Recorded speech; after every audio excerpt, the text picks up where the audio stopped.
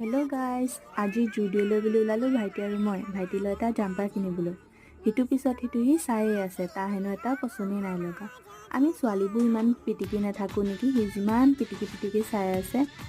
এটা পচন্দ হৈছিলে, সেইটো আকৌ দাম দেখি কিনিবলৈ মন নাই কৰা। তাৰপাছত সোমালোঁ আমি জুডিঅ'ৰ কাষৰখনত। তাতো বস্তু যিহে দাম, সি ক'লে এবাৰ যাওঁ ব'ল। এতিয়া আকৌ আমি বিশাললৈ বুলি যাম। তাতো তাৰ একেই, একো বোলে পচন্দেই হোৱা নাই। উফ, কি যে হ'ব। ঘূৰি পকি আকৌ জুডিঅ'ত পালোগৈ। জুডিঅ'ত গৈ এইটো যেনিবা পচন্দ কৰিলে দেই। কৈছে সি মোৰ লগত বোলে 100 টকা আছে, কি খাবি ক? মই বোলো ফুচকাকে খোৱা, তোৰ কাৰণে ইমান ঘূৰি ফুৰিছোঁ। আহি থাকোঁতে আকৌ দেখিলোঁ ম'ম' নেখাইনো আহিব পাৰিনে? দুইটাই আকৌ ম'ম' খোৱাত লাগি গ'লোঁ। ম'ম' খাই দুইটাই আকৌ ঘৰলৈ বুলি ৰাওনা হ'লোঁ। দেখিছেনে বিক্ৰমৰটো মোবাইল, কাৰ লগত ইমান বিজি থাকে জানো আজিকালি। ৰাতিলৈ বুলি আকৌ মাংস অলপ লৈ আহিলোঁ। আজিলৈ ইমানে, বাই। কেনেকুৱা